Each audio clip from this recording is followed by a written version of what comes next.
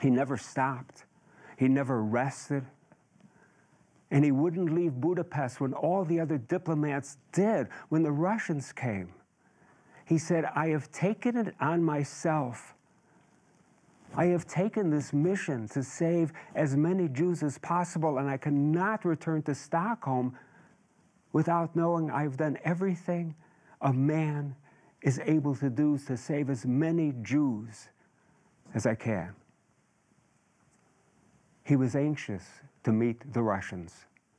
He had a plan to rebuild Budapest, a plan to compensate the Jews for their losses.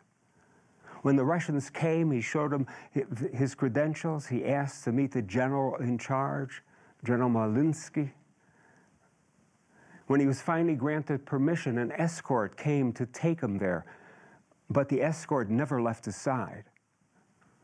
Wallenberg said to a friend, I don't know if I'm going as a guest or as a prisoner. He was going as a prisoner. He never met the general. They took him to Lubyanka prison in Moscow. Why? Some think that they thought he was an American spy, for he was using American money. Others think that the Russians were so anti-Semitic that they wanted no part of him. And many think that he was so powerful that they feared him. They didn't want him around. They never explained why they arrested him, and they've been closed-mouthed about what happened to him. In 1945, they said, we have Wallenberg, he's safe, and we will return him to Sweden. In 1947, when that hadn't occurred, they changed the story. They said, no, we never had him. He was killed by the Nazis on the streets of Budapest. But that couldn't be true.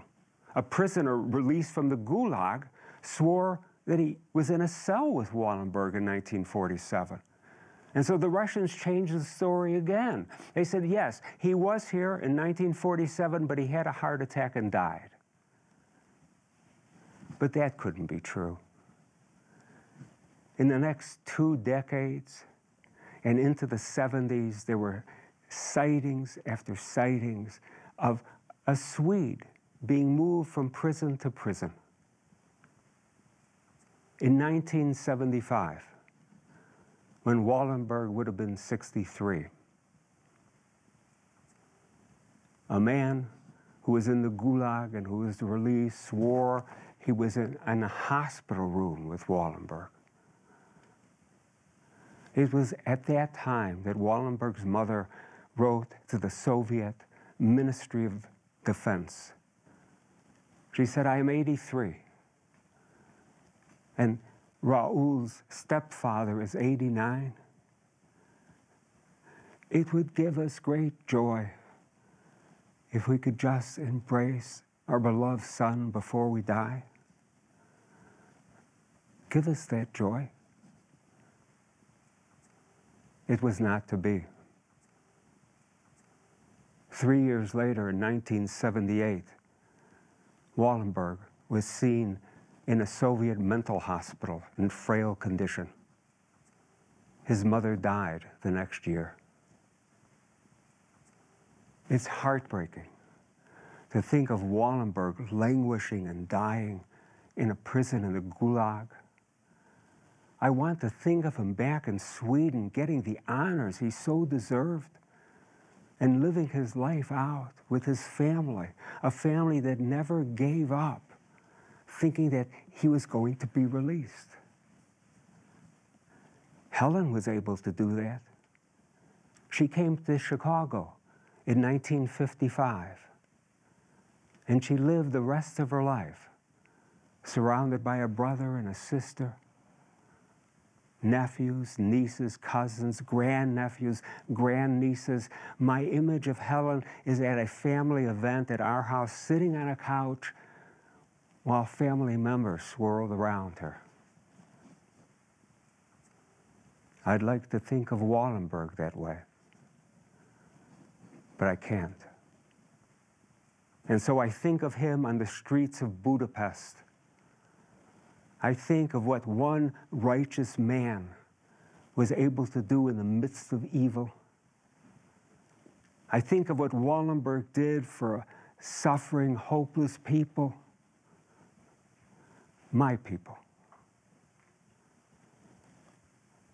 Tony Lapide said that one night the Nazis came and took his mother. He knew that they were taking her to be killed.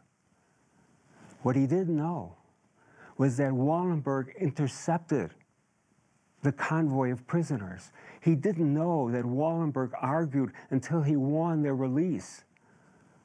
All he knew was that 2 or 3 hours later, she was back.